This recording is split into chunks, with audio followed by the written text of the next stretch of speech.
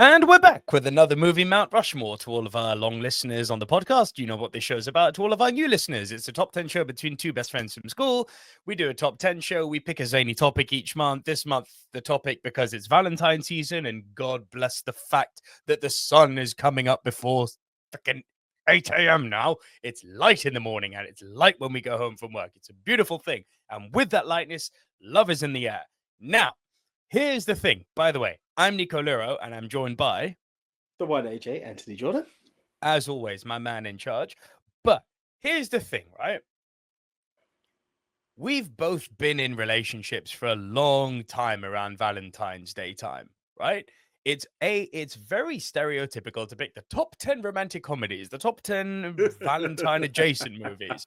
I've just been thinking, like, I don't think I've been single on Valentine's Day in over 15 years now.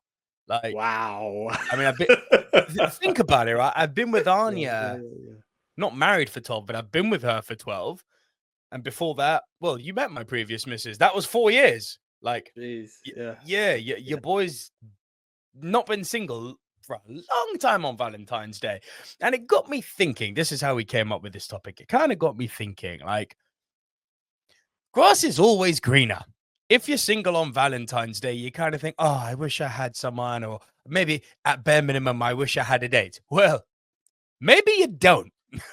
And if you're in doubt, I don't know about AJ, because I don't know what angle he's gone with. The 10 movies I've got for you today are going to show you that love makes you do some stupid things. Love puts you in some really effed up situations.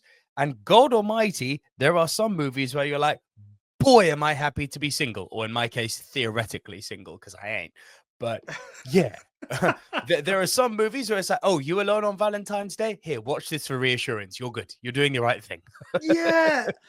Do you know what? I'm in a kind of similar thing. And I actually had one film, and I'm now changing my mind about it, because I was down with it, but I think I'm going to go with something else because it falls within that Valentine's remit, and it works for single as well. Yeah, I've kind of got this mix of, like different angles and approaches of love and stuff like that. So it's not like a be thankful, but these ones are like, yeah, keep your chin up. And, you know, sometimes it works out, sometimes it doesn't. You've gone down the more fromage route. I like it. No, I've gone down the whole F, keep your chin up, be thankful. Mine, bro. Mine are fully like, be happy you're single. Here's why. Bear with me 1 second, though, because something just hit me, and I'm like, AJ, why did you not think of that? So that is now going to take over my number 10. Come again? You got a movie you want to add on? Yeah, it's going to be my number 10. Cool. While you're doing that, I'll explain to people how the show works. If it's your first time joining us, as I said at the top, it's a top 10 show between two best friends of more than 20 years from school time. We compile our top 10 lists separately. We come back here into the recording, deliver to you, our film familia, the Silver Screen Dudes, our individual top 10s. This week, I will go first, delivering my bottom three. AJ will then deliver his bottom three. I will deliver my next two. AJ will deliver his next two. Then when we get to our respective top fives, we will trade one movie apiece. If at any time while we are running off our individual top 10s, one person has a movie in a higher position, that person will say, punt. And we will punt and talk about that movie when we get to the high position, though I anticipate light on the punting this week. Probably based on what you've just described, I think we're worlds apart on this, which is fine. And once we have both rounded off our individual top 10s, we will attempt this week to make the movie Mount Rushmore. These are the four quintessential diverse must-see movies of this genre, which this week is... Films to watch when single on Valentine's Day. Cool. Right. My number 10 literally starts with a breakup. And it has aged like a fine wine, this film. I'm going Legally Blonde for my number 10. Nice. I wanted to be Elwood, for Christ's sake. Give me a gender reassignment. I love the journey that this woman went on. The fact that she has such a rough breakup on the basis that you are literally Malibu Barbie personified. And then it goes to, so I'm just a dumb blonde. Cool. Let me work you. And although she kind of has that airhead ditzy girl vibe, she slays as a single woman in this movie. Like, she really discovers the power of what she can bring to the world. In this case, an astute proficiency in law that lay dormant behind her Barbie exterior. And it only comes out because of the breakup. So, hey ho, something wonderful came from being single in this case. Nice. I like that.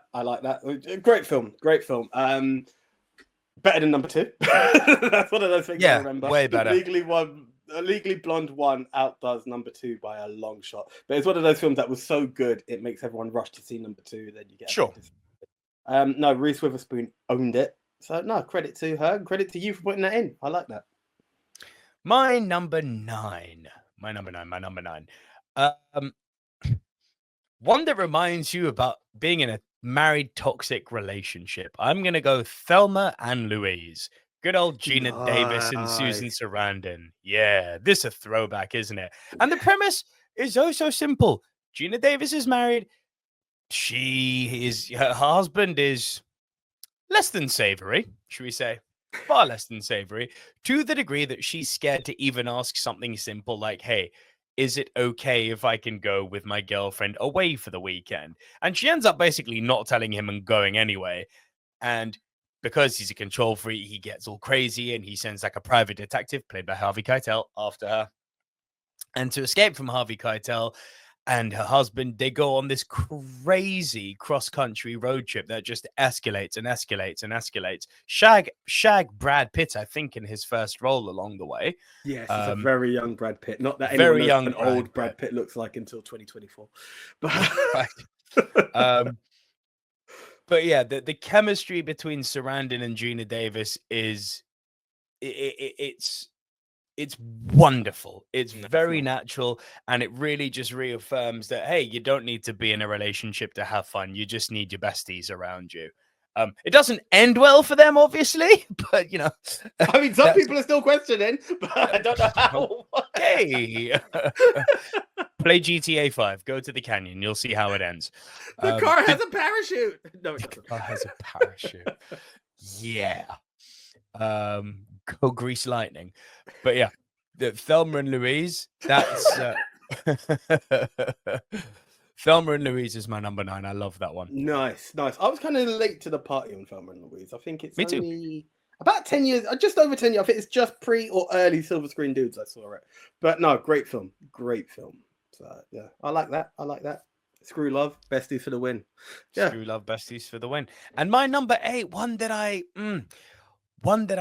often have previously brought up as a romantic comedy. I've got such a soft spot for it, and I very rarely hear people bring it up. I'm going with My Best Friend's Wedding. Nice. Dermot Mulroney. That's a Cameron throwback. Diaz. Forgot that one. Yeah, man. Julia Roberts. Now, what's Rupert Everett? What's fascinating about this one is that Dermot Mulroney and Julia Roberts have this pact. Things always go well in movies when there's a pact, don't they? Just ask Stifler. But yeah, the pact is if they get to 28 and neither of them are married, they're going to marry each other. And the presentation is she's having dinner with her gay best friend, played by Rupert Everett, and he sort of holds a mirror up to him, says, "You realize you're 28 in 3 weeks, right?" Lo and behold, she gets the phone call from Dermot Mulroney. She's thinking that, oh, here comes the call. We're both 28. It's time to get married. Oh, no. No. He's got engaged to someone else. In this case, the oh-so-pretty off-the-back of the mask, Cameron Diaz. And she tries to sabotage the wedding while putting on a brave facade of being his friend and trying... What is it Cameron Diaz says when they meet at the airport? I've never had a sister. Like, she's so Americana teeny bot princess that you want to... It's nauseating. But that's kind of the point. You're kind of meant to hate Cameron Diaz's character and get behind Julia Roberts until you realize that actually she's kind of doing something messed up. Yeah, she's clearly in the wrong, so you have to make the other person annoying to make the one in the wrong more lovable. Yeah, it's one of those, isn't it? Yeah. It's a great film, man, and I actually think it's the first time I heard an F-bomb in the cinema. Oh, nice. I think so. It's this weird thing. I remember, like, because it was only rated 12, and back then you could not drop an F-bomb in a 12. And It's that scene where Rupert Everett's staying with her. Remember, he's playing a character who's gay here. Dermot Mulroney shows up the next day, and Julia Roberts just nonchalantly says, "Oh, he came over to F." I still remember seeing it with my mum at the cinema, and she's like, "What? Cover your ears." Nice. Okay. Yeah, great film. What's your number 10? So when it comes to My Best Friend Wedding, I always just think of I Say a Little Prayer for You, which I think is like the last song or something. A little prayer for you. But yeah, that's a cool film. Right. I'm actually going to keep my number 10 and number 9, and I'm going to get rid of my number 8.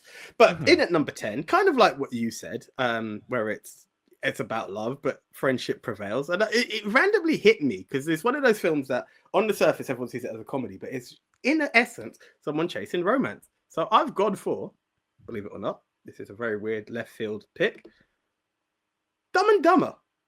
What? Because remember, the whole thing behind it is the whole quest is Jim Carrey's character. I can't remember if he's Harry or Lloyd. Going to chase Lloyd. Lloyd is chasing Mary. His whole thing is, I'm doing this for love. Mary Samsonite. No, that's not her name. It's on the suitcase. So they've gone for this whole journey, and the whole quest behind it is like to get the girl. Then Harry's after the girl, and then they both don't do it, and because she's married, and all she came for was the ransom. And long story short, it was in the end 2 buddies, 2 friends, just doing their thing. And I was like, you know what? Why not? Why not? And you're sure to get a laugh out of it anyway. And why should you be settled? Yes, Pretty Bird. Pretty Bird. Want to hear the most annoying sound in the world? And again, one of those films, a lot better than the sequel or any sequel that came through. Nothing else exists. There's one thing I will give a bit of credit to that does exist in the Dumb and Dumber world. Bit weird. The cartoon. The cartoon, The animation was fine. Anything else in the film world, just destroyed. I do not want to hear it, know it, forget it. I can't feel my hands, Lloyd. Ooh, you better take my extra gloves. I'm getting a little sweaty. Extra gloves? You've had extra gloves this whole time? I'm gonna kill you, Lloyd.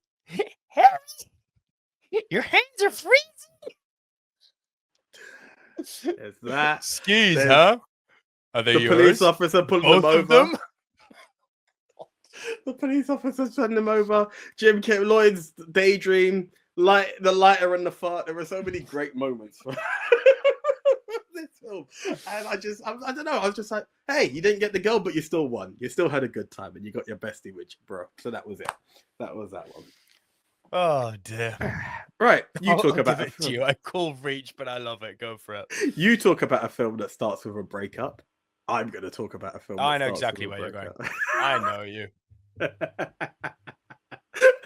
It has the greatest soundtrack of all time because Scotty does it now. Fiona and me do it in my van every Sunday. She says she's at church, but she's on her knees. Go. She's down on her knees and Scotty doesn't know. Look, if there is ever a film that makes you feel like, oh, what a sad story. The poor guy, he's only done his best and he's gone for a breakup. And then you just fight. The ultimate thing about Eurotrip, as I would say to anyone, is just be prepared for what the hell. Because that is all Eurotrip is. So good old Scotty has broken up with Fiona, as you can tell, and he decides to meet up with his pen pal, who initially thought was a man, and now he's found out she's even harder than Fiona. He's going on this trip, and he brings his sister and a few friends along with him. That's all I'm saying about his sister and anything else that comes along with it. Yeah, look out for Bratislava. And it's just the biggest madness you could picture. And if it doesn't capture you with madness, then it gets even better when we have the idea of Vinnie Jones coming in and just making it even more crazy. Then our stereotypical Italian man, excuse me. Mi scusi. Mi scusi. The film is just long tunnel. Mi scusi. Brilliant. I've had so much fun with this film, and this is one of those things that I nearly missed because I thought it was a sequel to Road Trip, which I had no time. Which wasn't very good. No, but absolute love. And for anyone who's not seen it, I can only say just check it out. I think the whoever follows the millennials, if you're Gen Z or whatever the rest, you probably may get a bit offended in some places. But... But if you're they go down Bratislav's high road and there's a dog with a hand in its mouth. If you're like us millennials and before, you're gonna love Eurotrip. And if you are down with the silver screen dude, you're gonna be down with Eurotrip. So do most definitely check it out. Right, okay. In at number 8 is one of those things like we have the big discussion: is Die Hard a Christmas movie? Yes. Well, here comes the following conversation: is Deadpool a Valentine's Day movie? And yes, 100%. There it is. It may have love, but it has action, guys. So yes, there are all the box tickings, and it's not on me to break it down because good old Wade Wilson himself breaks it down for you in the film and says, well, this is what a love story has, and this is what a love story has, and this is why it's there. And Ryan Reynolds done the absolute magic of releasing it on Valentine's Day a few years ago, and we had nothing but great times. Even me, who got slightly killed by the overbuzz of a certain film reviewer on a certain Collider channel, we won't go into it. You can drop his name, John Campier. It's great for our algorithm. Listen, yeah, no, exactly, yeah. Now, look, Campier, look, you've given some great reviews in your time, but I just feel like you oversold a film to me. And I think I was hyped. You, overhyped me, and I just couldn't latch on for a while. But I have looked back, and I do have some great times with Daredevil. So, guys, if you want a bit of love and if you want a bit of crash... Deadpool, sorry. It's a Marvel guy dressed in red, leave me alone. But yeah, more to the point, Deadpool will give you a great time, and it's not your traditional love story, so do check it out. And that's my number 8. Definitely a great one to watch if you're single, because think about this. You could be dying of cancer and turned into a mutant. Yeah. Never want to dance again. God's honest truth, yeah. That is part of the film. He's not lying. All right, another movie to watch if you're single on Valentine's Day. I'm going to pitch Forgetting Sarah Marshall with Jason Segel, Russell Brand, Kristen Bell, and what is the hottie from Black Swan called? Not Natalie Portman, Mila Kunis. Thank you. Have you seen this film? I have. Do you know what? It was even in my head. I'm like, forgetting Sarah Marshall. But do you know, Couples Retreat kept coming into my head, and I'm like, I can't talk about the film if the other film keeps coming into my head. I will defend Couples Retreat. I like. I love it. No, bro, I love it, but I couldn't do Forgetting Sarah. And Couples Retreat wasn't. That is a Valentine's movie in a couple, not in a single thing. But I love Couples Retreat. Yeah, me too. It's yeah.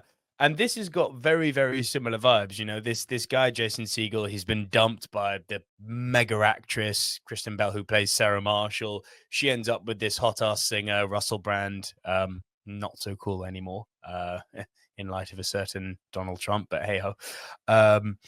Yeah, he's a bit Republican, if you didn't know, AJ. I mean, look, there's that. He also was in trouble before that when him and Jonathan Ross called up the late, yeah. He's a bit of a no mark to me now, Russell Brand, but he plays the knob end very well.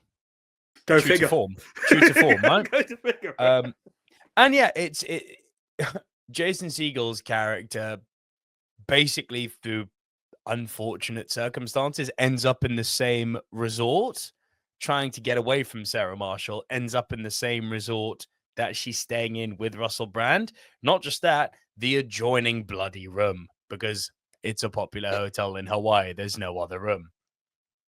And it really does show the lengths that men love to put on a tough facade. Don't get it twisted. Breakups hurt. Like, any man who tells you otherwise is a liar. And what I love about Jason Segel is his commitment to the role, and just showing the lengths of how upset he is, and of how broken he is, and of the stupid things you do. So yeah, hey, listen, if you're single, it could be worse. You could be going through a breakup like in Forgetting Sarah Marshall. Don't wish that on anyone. I've seen it. I think it was Channel 5. And it's one of those things. It was one week I saw Couples Retreat. The next week I saw Forgetting Sarah Marshall. And I love them both. I just can't remember. Like again, very similar themes, and I think I remember Couples Retreat more because I think I've watched it 1 or 2 more times than I have Forgetting Sarah Marshall. But it was a funny film. I remember having a good time with it. My number 6. If you're single on Valentine's Day and you're feeling sad, hey, it could be worse because you could be in a relationship like in my number 6, Get Out. Oh God.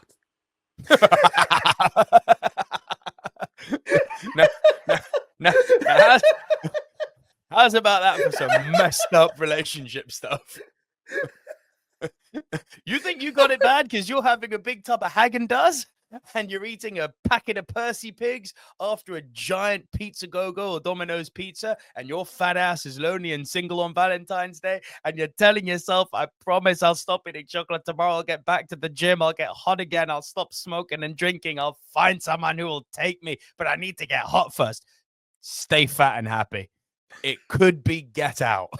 Like, you could end up with someone whose parents are crazy hypnotherapeutic cultists who have a certain twinge for auctioning black people. Enjoy the Häagen-Dazs, guys. It could be so much worse. You're not wrong. You're not wrong.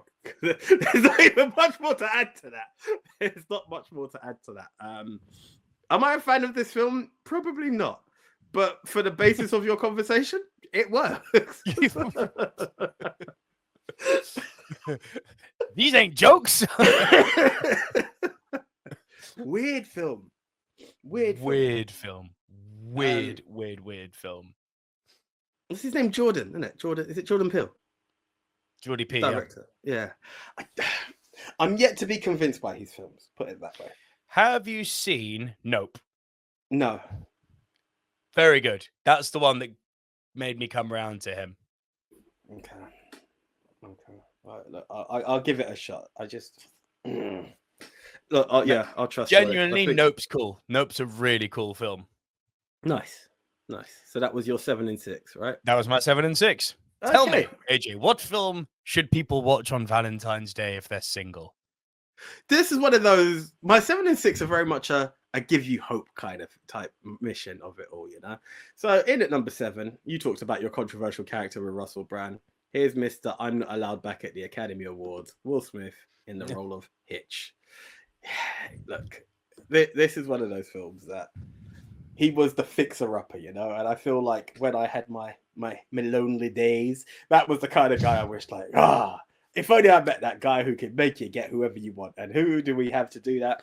I was going to call him, it's not Kevin James. I nearly called him Kevin Smith there.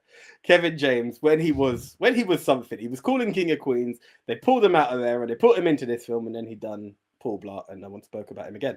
But this film worked for him. And it's all about getting the girl, even though you are everything that is. There are many hotshots above you. If you've got a guy like Hitch, you can win. And it just shows that, you talked about all that Häagen-Dazs and the crying and the I will do this. That was Hitch. That is who he was when he first started out.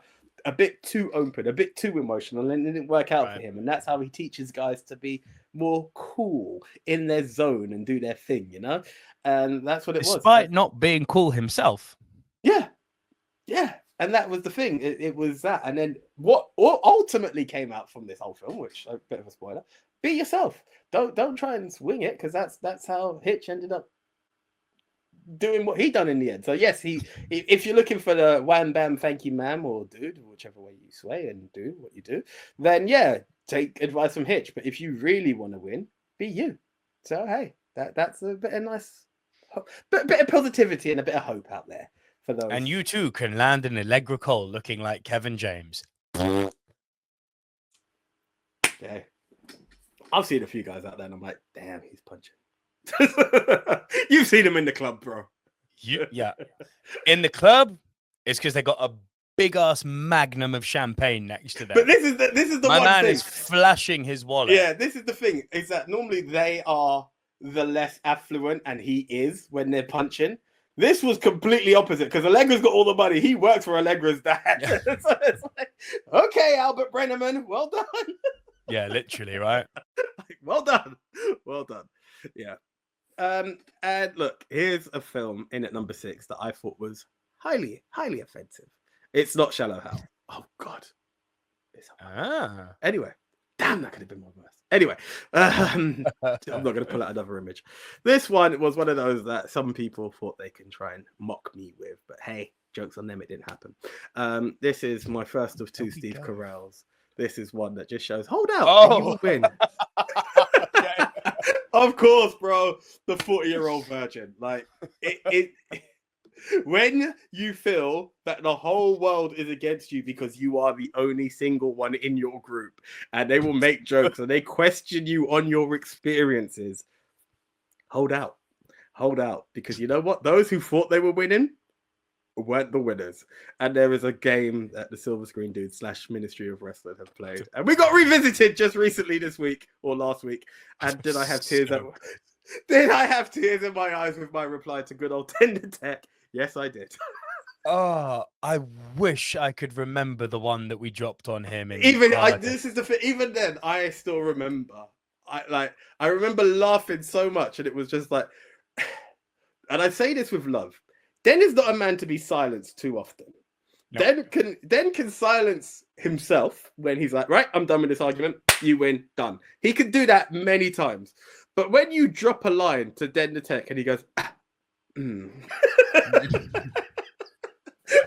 it doesn't happen very often. It doesn't. Yeah, it happened on that journey back from Cardiff.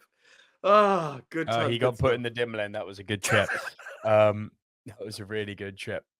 Yeah. Legs hurt at the end of it. Oh, that was tight. It was a tough one. It was a tough one.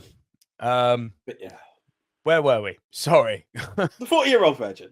So good. One of my favorite comedies of all time. Look, everyone comes to play in this film. Yeah. One of the other reasons why this definitely made my list, in many times we do comedies or love rom-coms and the rest, I tend to forget this film.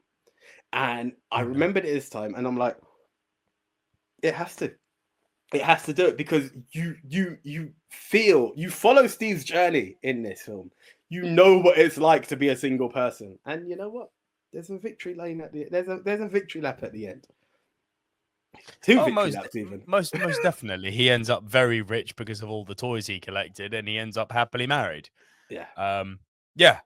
But the journey he goes on to get there with your Seth Rogans and your Paul Rudds and your, what's the little brother called? Chris Hart? Kevin Hart. Kevin Hart, sorry, not Chris. Kevin Hart's there, and there's another brother in there, but I can't remember his name. He was also quite funny in it. But yeah. He was funny. And what's the name of the beautiful blonde? I know Catherine Kinner is the one who he marries, but the one who he nearly gets in the tub with, what's her name? That's gonna kill me. I always remember what's his name. Played Rita Repulsa in the Power Rangers film. What's her name? I remember Kimberly Page being in this film. Elizabeth Banks. Elizabeth Banks, thank you. And the other guy was Romani Malco. There you go. Everyone comes to play. Everyone. Jonah Hill. Leslie Mann. Hill. Oh, God. Yeah. There's a lot of fun in this film. The film's fantastic. And it really does just, hold a mirror up to everyone and be like, sex is great, but it's not that important. Like, there's other things that are more important. I mean, enjoy, but there are other things that are more important than sex. Indeed. No, it's a great film. It really is. Great film. Oh, and if you haven't seen it, you are missing out. And just because we've already partially offended our Gen Zs, I'm not going to say the name of the game that we played, but if you watch the film, you'll know. You want to know how I know you're gay? You want to know how I know you're gay? You're worried about offending people. I guess you got that fist bump, virtual fist bump, bro. You earned it.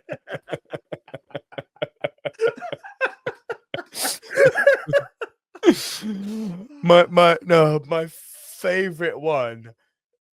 It's the simplicity of it. You listen to Coldplay, you macramated yourself a pair of jean shorts. I thought that was good. But it's, you want to know how I know you're gay? You literally just told me you're not sleeping with women anymore. Yeah, I was like, yeah, that's the way. And the reply to that, you want to know I know you're gay? How? You have a bumper sticker on your car that says you like balls in your face. That's gay? It's so good. Yeah. Oh god. It's the There's simple another stuff movie they did. There's another movie they did together, made by Judd Apatow. I can't for the love of me remember it. But there's this whole extended scene. It's on YouTube of them bringing that joke back to the new movie. You want to know how I know you'll get? And it goes on off the cuff. It's not scripted. It's them off the cuff going for like 3 or 4 minutes, just bang, bang, bang, bang. It's gold. It's nice. I'll send it to you. It's absolute gold. Nice. I feel like that's a film I need to check out. Okay.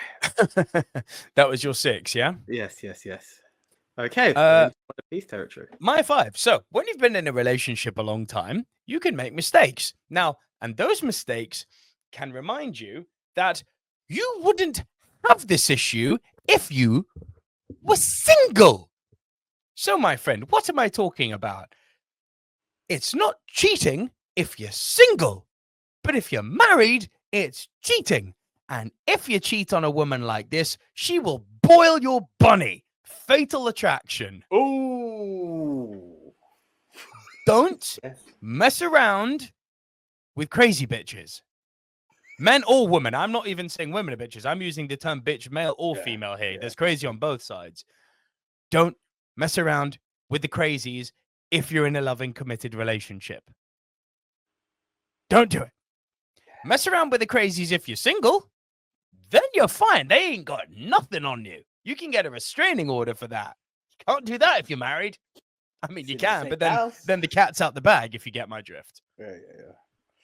Yeah, man. Michael Douglas, Glenn Close, Fatal Attraction. It's it's chilling, this one, because she's literally like a fart that won't go away no matter how many windows you open. It's uncomfortable, it's psychotic, and I don't know another film which taps into men's inherent fear as effectively as this one. Because whether you've strayed or not in a relationship, or whether you've thought of straying, this can happen. Like, I'm not talking about the full 9 yards of knifing and bunny boiling, but a girl who will not leave you alone and becomes obsessed with you, or a man who will not leave you alone and becomes obsessed with you even. This can happen. It's scary. But it won't happen if you're single. This is also where the term bunny boiler came from. So if you've ever used it, it's not something that people just casually just said, oh, this person boils bunnies. No. This is the film. Like, when you're talking about unhinged, this film has become the definition of unhinged. That's how powerful this film is. She's nuts, mate. What's your number 5? My number 5, it's kind of similar to my number 6, and it's my number 7, and it's my second of the you need the guy kind of thing. But it's a nice ensemble cast. You know me in this love film. Yeah, okay. Carell again, yeah? There you go. Crazy Stupid Love. Like, I just, as a single man, I loved this film. Loved it all throughout. And it's literally, again, we're talking about a breakup. It starts off with the breakup, and it's Steve Carell. Oh, God. I'm going to pull up the picture again because her name Julianne is Moore, innit? Julianne Moore, thank you. They are married, and she's just admitted to sleeping with Kevin Bacon's character, who... Mike Hagen something. That's the first time I can't remember. Irrelevant. Yeah, no, but it's because it comes up so many times in the film. And Steve Carell literally jumps out of a moving car because he doesn't want to face... There's your line. What to watch if you're single on Valentine's Day? This. Because you could be in a committed relationship that drives you so cuckoo you jump out of a moving vehicle. He can't handle what is going on. Like, what he thought was a perfect life was just not there. She wasn't happy. It became very mundane, and he just took it as she went for a bit of excitement in the arms of Kevin Bacon. And with that, their whole life just spirals out. And through that, there's this nice little connection that goes in there with everybody else in this all-star cast. And there's a few jaw-dropping moments of, you know this one because of this, and you know this because of that. And it's great. But the pairing of Carell and, oh my days, what's going on with me today? Ryan Gosling is magic, is absolutely magic. If you think Hitch is the guy, this one, he doesn't even do it because it's a business. He does it out of pity. And well, you kind of find out he reminds him of his dad in a former life and stuff like that. But it's just, I'm going to make you care about life again. And it just shows you the different elements of how to build relationships. You've got schoolboy crushes in there. You've got the charismatic ones. You've got the off cuff of I could get any girl I want, but then I succumb, very much like what happened in Hitch. And there's just refinding yourself, and that's what I loved about this film. And I think it's one to watch. It gives you a bit of a warm and fuzzy. It does. It's a very, very good film. Very good film. My number 4. Relationships can suck. So much so that sometimes you want to erase them from your mind. Enter Eternal Sunshine of the Spotless Mind. Absolutely, Jim Carrey. And the OG Manic Pixie Dream Girl, played by Kate. I won't be mean today. Kate Winslet. All-star cast: Elijah Wood, Tom Wilkinson, who's sadly no longer with us now, Mark Ruffalo, Kirsten Dunst. Amazing cast. And still, after having watched it so much and having seen so many movies as part of this channel and podcast, it still amazes me how, for lack of a better word, how well engineered this movie is. Because they give you this concept, which is very, very theoretical, which is, hey, what if the lasting effects of your previous relationship were so bad that you would want to erase that from your memory? I mean, we've all been there. There are relationships you want to forget about, right? So this is universally appealing, irrespective of who you are. But then they somehow manage to show this. They somehow manage to bring this to the screen. They somehow manage to visualize what it would look like forgetting about a relationship. It's amazing as a feat of ingenuity. And you know, obviously, the relationship between Carey and Winslet it's uncomfortable. Like, he doesn't speak up for himself enough. She's all sorts of cuckoo, and neither of them are right for each other. And yeah, it's messed up. And I think I speak for everyone when I say we've all been in that relationship where, like, yeah, you wanted it to work, but this is square peg round hole. This is not working. It happens. It happens. It truly does. It does. I think it's a fantastic film. I think it's aged like a fine wine. Love it. Do you know the concept of the film versus the way it was presented? I remember watching it and being slightly thrown by it, and I do need to revisit it. But the end result of the film still stuck with me as really powerful. I just need to. There was that part where he was like back in his kitchen as a kid and stuff like it. Kind of had me a bit unhinged. I was like, what are we doing? But again, I always say with films, never dismiss a film because sometimes you might be in the wrong frame of mind for it. It happens to me too often anyway, that you need to be in the wrong frame. But it is a masterpiece of a film that needs to be appreciated. It so really I would like to talk more. Like, the concept is amazing, but I do need to revisit that film. It's fantastic. Your number 4. Right, my number 4. I don't know if you've heard of this one or seen it. I think I brought it up once before Edutain me. In Rushmore. It has the late great Whitney Houston and the one who was robbed. Was it last year or the year before? Good old Angela Bassett. We are talking about Waiting to Exhale. Now, I don't know if you've ever seen it. It's Have actually you on brought Disney this Plus. up before? I'm sure you've brought this up. Yeah, once. I have. This is literally just a group of 4 ladies who are friends, but it's, dare I say, it's a bit like your first, I want to say First Wives Club, but I can't remember the film. Dare I say it's a bit Sex in the City, but it's 4 women who go through the trials and tribulations of relationships, and you see it from each one's perspectives and the different things. There's one lady who's Donald Faison's son, and her ex-husband, who she's trying to get back with, has now confessed to being gay. Whitney Houston has going through failed relationships after another. This other girl's going through she's just dating wasteman after wasteman, essentially. And Angela Bassett's husband is leaving her. Like, controversial. You can see it's an all-black cast if you see the poster. She's leaving her for a white girl, and it's, you get that, but they've been married for 11 years, they've got 2 kids, and it's how they cope with these situations and the singledom behind them. And this is another one of, yes, you may find a relationship, but what you can get through when you've got your friends around you. So yes, love is something, but those who really have your back, are the ones outside of relationships. It's an actually really good movie. I remember seeing it like as a kid, and it was this big fanfare of, oh, you know, the sisters doing it for themselves and kind of thing. It's one of those things that you feel like, is the film going to be anti-men? Is it slightly? Possibly. But all of them are stereotypes of men that are very true. Like each one, you're like, yeah, you're a dick. You're a dick. Like it all falls into that, you know. Okay, it's not a guy's fault that he's attracted to men, so that, you know, I'm not gonna hound that guy. But even with that, that lady then finds a way to then move on and stuff like that. And it's also having a teenage son having to accept that his dad's a homosexual, and him trying to play Mr. Macho about it, and then breaking down and realizing like, no, I can accept my dad for who he is. Really great film. And it is one of those that in the end is, I think, yeah, some of them may have paired up with someone, but it's bang, the circle of friendship that comes with it. Really great film, and I think you'd enjoy it on your lonesome days. I'll check it out, man. It sounds good. Yeah.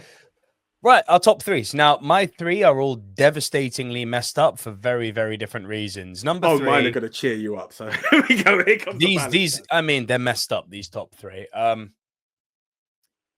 believe I've put a Netflix movie this high, but it was a fantastic film. Excuse me. Adam Driver, Scarlett Johansson, Laura Dern. Marriage Story. Came out a few years ago. Got a load of Oscar buzz. Seeing it come up, but not watching it. It's really good, man. It's really, really, really good. Movies like this, where the crux of it is a breakup, right? It's so important that they make you care about both characters equally, and that the processes they're going through to go from being happy to being in a effed up situation feel organic, to buy into the situations more. And to that end, this movie is such a success. Like, it really does show not the slow burn of the film, because the film's not long, but the slow burn of the relationship. How little by little these two people, not because they're bad people, they're both just, you know, normal people, they just grow apart. You know, the little things start to annoy them a bit more. They start to get a bit more snappy with each other. They start to become a bit more independent from each other. All these things where, like, if you're married, and again, like, guilty, you watch this and it's like, ooh, like, don't get me wrong, I'm not that, but like, there are things sometimes which, and that's where this movie's so powerful. Like, things which, in the spare of the moment, yeah, you're angry, you call each other names, you kiss, you make up, whatever, right? This movie shows what happens when you don't kiss and make up and those things fester. And it's like, one wrong turn, a lot of couples could end up here. And it's really sad. It's really devastating. They've got a kid together. As I said, neither of them are really in the wrong. They're both doing what they can to keep the child safe emotionally. And they both kind of mess up to that end. And it's a rough watch because it's highly believable. I'll check that out. Look, every now and again, Netflix score. Every now and again. Well, it's rare, but when they do it, it's a blue moon when they score. But like, yeah, look, TV series. Oh yeah, series. Great. They're winning. But on a film scale, not so much. Hey, don't get me wrong. It's not that Amazon are beating them. I've just watched You're Cordially Invited. Oh my days, terrible. Will Ferrell. Yeah. Why would you do this to yourself? Reese Witherspoon. I don't know. Acceptable. Yeah. Yeah. But oh god. Oh. Of course, it was terrible. Oh. Shock horror. Will Ferrell did a crap movie. Oh, call the police. Yeah. Yeah. The streaming services are art by committee. That's kind of the problem with them. They're art by committee. They're art by algorithm. They make movies based on people's viewing habits as opposed to making something good from the ground up. Do you know what bugs me is that there are two sides to these, right? When you have a streaming service that just knocks out films, like Netflix have a load of Christina Milian films out there. Now, yes, is Christina a soft spot for me? Yes, that's not the point, though. It's that I know that these may as well be what we used to call the Hallmark movies. They're not going to be great. Yeah, they're going to be easy watches. You're not expecting the world, so you don't, you go in low expectation. They'll never make it. I mean, for it to ever make a top 10 silver screen dude film of the year would be mad. Do you know what I mean? But that's that. It's the ones that they hype up. It's the ones that, okay, Bright was interesting, but anything that came following that, the Will Smith one, is I agree. It was interesting. The idea they had was interesting. It wasn't well done. No, But exactly. It there was passable. There was something at there. its best possible. And you're like, oh, okay, the streaming services are doing movies. But it's everything they've done after that. Be it the Grey Man, be it the thing with the red egg or the golden egg or whatever it was, and then this and that and the other. They just don't hit. But series-wise, they do. And it's one of those things that maybe they should just stay in their lane. Listen, after HBO, I think Netflix are responsible for the best TV series on the planet. HBO hold that crown. No one comes near them. The Wire, Breaking Bad, Game of Thrones, House of the Dragon, The Sopranos. Like, no one touches HBO. It's like HBO and everyone else. If this was football, it's the French league, right? And I'm talking about when PSG were good. Now I don't know. If it's football, it's the German league. It's Bayern Munich and everyone else. Shut up. It's Bayern Munich. I'll take this moment to plug a new bit of content that's going to drop on the channel weekly.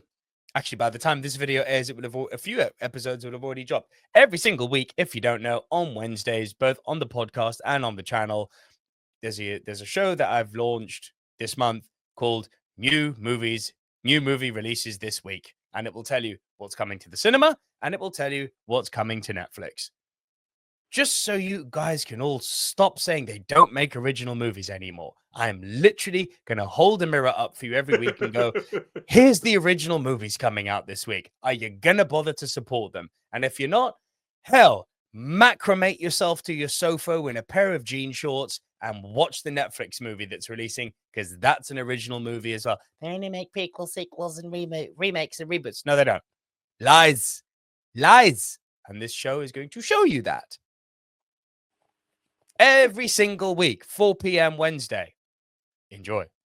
Nice. Applaud. I like that. It's a good move. What was your number 3? Oh, your number 3 was that marriage movie, story. Yeah? Cool. Marriage Story, yeah. Well, mine is a bit more cheery. It's one of your favorite films, so prepare yourself. Love Actually. Because you know what? It's not your traditional... Talk me through that. I can't imagine anything worse to watch if I was single. No, I believe you. No, I will go for it. Because you have different definitions of what is love. Now, you have your bromances, you have your actual sibling love. You have all these different moments within there that will show you what actually love is. You can go through your traditional, okay, I've traveled and I found love with this one, I'm this, that, and the other. But each character has its own moments. So yes, it does have its traditional lovey-dovey moments, which could make you feel great or make you just want to scoop an extra scoop of Haagen-Dazs. But it's the other characters who don't end up with someone. I'm talking about the guy who traveled all over America, comes back and just hugs his bud. I'm talking about the guy who gets his Christmas #1. I'm talking about the girl who looks after her brother. I'm talking about the kid who got pointed at when the girl's singing All I Want for Christmas Is You, and then she points to everybody else and he felt like absolute crap. I'm talking about all of those people who get a small moment of victory throughout in there and can be like, you know what? This is life. This is something. It doesn't have to be the traditional. It doesn't have to be the Prime Minister trying to shag his secretary. It doesn't have to be the guy who's just moved on. There are other levels of love. And that is what it is. It's also the bloody guy who done exactly what I would have done. I would have knocked Keira Knightley's door and said, you know what? I know you don't want me, but I still love you. And I get to move on. And I did get to move on through it. And those are the moments. Those are the situations that show, you know what? I may not need someone because I can find happiness somewhere else. That's why I picked it, and that's why it's so high. But color me convinced. Good argument. I have no reply. That was well said, mate. It is though. Everyone. When you're right, you're right. We have always think about the people who are in relationships, and no, you're quite right. Love Actually is inundated with people who aren't. Can I also go for the opening? Hugh Grant's opening. When I want to picture happiness, I picture the arrivals terminal at an airport. It could be anything. It could be absolutely anything. Just that connection with people can bring you happiness. It doesn't have to be that form of loved one. It could be another form of loved one. In fairness, what's his face, racist boy, does come back at the airport with Denise Richards and a load of other girls. So he's technically found love. But all the others I'll give you. That one you're but wrong. it's a but all the flyby others thing I'll because even give his you. mate's like, bro, you've done that. Like, yeah, whatever. But you know. And now you're about to do this. And it's Denise Richards. Exactly. Lucky man. But you showed love to your bro because you could have been like, yeah, I'm stopping off in Holland. Nah, bro, I got you. Okay, fair. Cool. I'm going to make this a bit darker now. There are bunny boilers. There are hypnotherapist mummies who don't like black people. There are marriages that fall apart. There are relationships you want to erase your mind of and forget. Then there's this bitch. I'm talking about this crazy bitch in Gone Girl. I could have Rosamund Pike. Yeah. Oh no, love Rosamund Pike. I know her character, and she's incredible as Amy Denner in this film. Incredible, so much so it made me hate her. I didn't know it was possible for me to hate a fictional character as much as I hate this woman. Oh, that's me. Yeah, Anthony Mackie. Took a while for him to not be puppet. Bruv. Listen, I've said it numerous times. The ending of this movie still doesn't make sense. It does not make a lick of sense. And I know people will always say, yeah, but the movie left out a lot of stuff. You got to read the book. No, I don't. I'm sure the book is fantastic. I should not have to read a book to appreciate a movie. Thank you. What they have given me in this medium is lacking. For those of you who have not heard me say this before, allow me to repeat, and apologies to those who have heard it. She has set her husband up to look like a murderer. She has framed him. She has run away. At the midpoint of Act 3, she returns. The entire town sees her return. In that moment, he is proved innocent of murder because she's standing there in front of everyone. Ergo, he's not a bloody murderer. And in that moment, the other thing that happens for him, and he even says the line, "You bitch." He even says it to her because he knows that he's been framed at that point. Cool, bruv. Why are you taking her back? Explain. Make it make sense. Okay, she said she was pregnant. So what? Yeah. And I said that as a father of two. I must not swear on pod. F yourself. No, but suck a D. You know what? Don't suck a D. Eat a D. No, but here's the thing. Even if she is pregnant, give birth. I am fighting for custody and burn the witch. The only thing that I might say, possibly, is he wants to make sure that his kid sees the full cycle. That's also the just only putting thing it out he there. might be. Also just putting it out there. What the hell's to say it's his kid? I mean, I'm not going to argue. And there's the last part, which is, it turns out she's not pregnant. Why is she still hanging around? Make it make sense. It does not. But in the book, I don't care. No. Make the movie if make you are sense. if you're going to make the film based off a book, you need to put the relevant parts. There is never a time in anything that you can tell me refer back to, unless it's known as a direct sequel. If you're an interpretation of, you need to represent all of the factors, even though it's key, even though it sacrifice something else. Sacrifice one of the tortures in order to make this part make sense and connect the dots. Because if you can't, you have failed in your representation. So then anytime someone goes, I don't agree, you can't refer back to the book. The book is its own medium. Correct. I'm sorry. Correct. You can't refer to a book for the sake of enjoying a movie more. No, if I need to do that, that speaks volumes to the fact that the movie has failed in that sense. Yeah. Because I shouldn't have to refer to understand why some dumb stuff is happening. Ending aside, if you take the first two acts of this movie, she crazy. She all sorts of crazy. And I envy you and your fat ass in your tank top or wife beater and Jimmy Jacks that you haven't changed for 3 days, that you've done inside out and back to front. The whole works, you stinky mother flubber eating your praline and cream. I see you. I respect you. You know why? Because you don't have a girlfriend or a partner like Amy frickin' Denner. You're winning at life when you don't have a crazy woman like this. Watch this on Valentine's Day, especially if you're a man. You'll feel great about being single. Cool. Your number 2. That was obviously. So look, these are one of my all-star casts. It's very similar.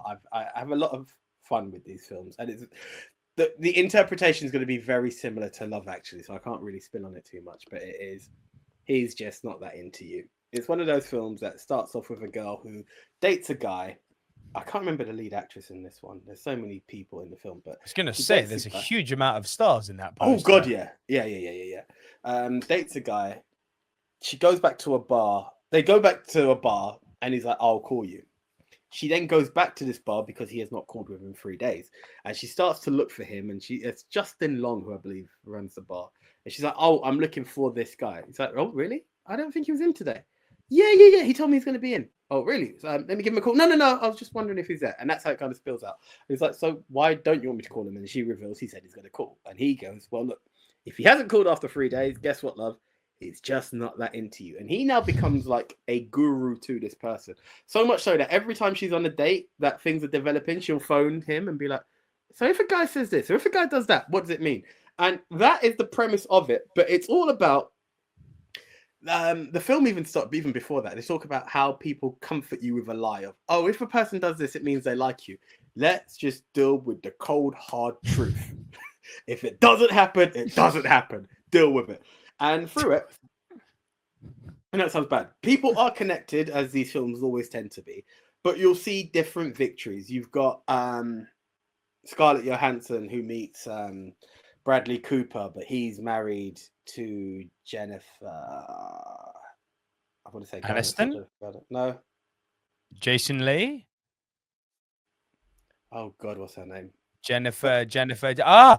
Lawrence. Jennifer. No. You're going to see her. That's Aniston. Before next to Justin Long. That's the next to Justin Long. What's her name? Jennifer Connelly? Oh God, I feel so stupid. Right, here we go. IMDb time. Yeah, it is. It really is. Damn. But yeah, Bradley Cooper's married anyway, and he's cheating, and all these different. Oh God.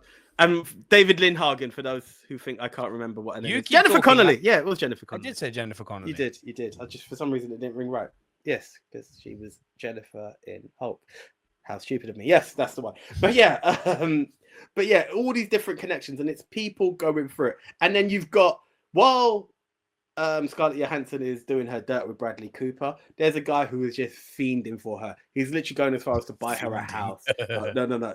He's the guy that you're like, oh, it goes wrong. And he's got 2 gay guys who are like, yeah, you're not seeing it. Like, it just takes 2 seconds of eye contact and they prove a point. And it's all these little bits that show you where you keep fooling yourself along the way. And that's what I love about this film. There are some victories, there are some losses in this, but I think it's great. I had a great time with this film. I don't have a worse, do you? So I hesitated, and it's a weird one because I remember it being released around Valentine's Day, and it's all about weddings and marriage and stuff like that. It's the female version of The Hangover. Yes, I'm talking Bridesmaids. And I just look, this is the film that would show you that whether you get married or not, you and your group of girlies or your boys have always got each other's back, and you make it happen. I couldn't laugh in this film. I couldn't laugh in this film. I just don't know what it was. It just didn't work. It didn't work for me. And I know people love it and rave behind it. I can't do it. I don't see it. No, nor me. I'm completely with you on that. Yeah. So that's the worst. It just didn't work for me. And I think it was one of those expectations, just really wanted it to work. Yeah. 100%. All right. My number one then. I adore this film. I think I brought it up a few times. Jennifer Aniston and Vince Vaughn. The breakup. Ooh, nice. The breakup. It's such a great film, and it's my number one because I think it's underappreciated. It's my number one because, a lot like in Marriage Story, I do find it pretty damn believable that these two people who just had natural chemistry, clicked with each other, and over the course of, their happy days, they made the possibly ill-advised choice of buying a condo together when not engaged or married, just in a boyfriend-girlfriend capacity. Fast forward 2 years, and again, like in Marriage Story, you can see the cracks of their relationship forming, and then it combusts. Now, It's different to Marriage Story because there's no kid whose custody they're fighting over. No. This becomes a comedic game of one-upsmanship. Who can piss the other person off so badly that they choose to leave and just say, you know what? The condo, take her. She's yours. Like, and it really is them just seeing how far can they push the other one to crack. Who wins? Tune in to find out. But it's really quite funny. It is a good film. It's one of those that, you know, comedies have this moment where they're really funny and then it takes that turn and you've enjoyed it, but it gets a bit heartwarming near the end. And it has that moment where, you know, irrelevant of the winner, they kind of cross paths and it's a will they, won't they, and it's just like it's gone on. You know, it's a great film. It's a very good film. It really is underrated, very underrated. What's your number one? Do you know, I just thought of another film that could have been in the list. Anyway, take it back. You would have loved it. La La Land. You don't have to go for the person, you go for your dream. Yeah. Right. I had to go with this one. The minute I heard this was the first film that popped into my head. Irrelevant of the outcome of the film, of, you know, if they do or do not get the person. Bridget Jones's Diary has to be number one. Like, you can't talk about being single on Valentine's Day and not talk about the film that coined the phrase singleton. Like, it's there. It's just everything about it, you know. It's got all the mishaps. It's got all the Haagen-Dazs and the clothes you wear because you're single and you're not trying to impress anyone. All the mishaps under the sun. I'm going to use the word again, fiending for someone, but they're too much of a playboy. You know, it's literally the Kevin James trying to get the person. But guess what? You don't win this time because it's reality. I think it's so grounded in reality and so relatable that the minute I was like, yeah, this has to be it. This is the film. Like, it just spells single life. It has. 13th of February, we've got Bridget Jones Mad About the Boy. I know. I'm actually quite looking forward to that. So am I. There's not. Do you know what? As much as was it Edge of Reason? I can't remember what the third one was called. Bridget Jones, The Edge of Reason. It was Edge of Reason, wasn't it? Look, it's not my favorite of them, but it's still a good watch. You know, there's not been I enjoy all the Bridget Jones movies. All three of them thus far have been good, and I'm up for this. I'm up for it. You know, Renee Zellweger does her thing in this film, man. Like, in this franchise. So keep bringing it. I was shocked there was another film, but I was like, okay. Well, she's got more paragraphs to write in that diary of hers, man. Oh, this is it. So let it be. Keep going, Bridget. And they know what they're doing if they're releasing it at that time. Counter-programming of the highest degree. Yeah. You never responded to me, by the way, you dirty bastard. I hope we are going to go and watch it in Manchester. So here's the thing. I'm still checking out something because I'm like, yeah, but you kind of scuppered my plans of getting into Manchester early and watching it and then go and meet Ric Flair. That's why I'm like, ugh! The fact that even entered your mind, the fact that even entered your mind is a betrayal. I wish I was single. No, do you know what it is? More than anything, I'll talk about it off camera, but I was like, damn, it means leaving that blasted room again. And I know I'm going to miss someone who I'm going to want to hear their talk. And that's why I'm scared. But we can go to a late showing, bro. It's cool. Okay, we'll figure it out. Like, I'm it's down. all good. We can make this work. Anyway, do we want to attempt to Rushmore this? Because there was not a single punt. There isn't a single punt. And I mean... Not a single one. No. Do you know what? Singletons, the power be in your hands. You've heard of 20 films. 20 films. And there's 24 hours in the day. So at least 12 of these films can be watched because they're about 2 hours to an hour and a half each. If you want to laugh, laugh. If you want to cry, cry. If you want to be damn happy you're single, pay attention to Nico's list. But either way, the victory is in your hands. So I leave it to you. I don't think it's fair because, look, I've gone down a slightly more comedic route. Nico's gone down the God be scared route. And how do we balance it? Like, how do we balance it? So get out. No. That's too traumatic. I got that. I don't play that game. Well, I do, but I don't. Yeah. Well, if that's the case, if there's no Rushmore, we're going to wrap it there. Guys, thank you so much for sitting through this hour with us. We'll be back again next month with another movie Mount Rushmore. Keep it right here on the Silver Screen Dudes for movie reviews, interviews, what's new and releasing. We've got our classic show. There's so much movie content coming out. Just hit the subscribe button. Make sure you never miss anything. But until next month, if you're only a Rushmore fan, until next month, I'm Nico Luro. I'm the one AJ Anthony Jordan. Long love cinema. We'll see you next month. See ya. See ya.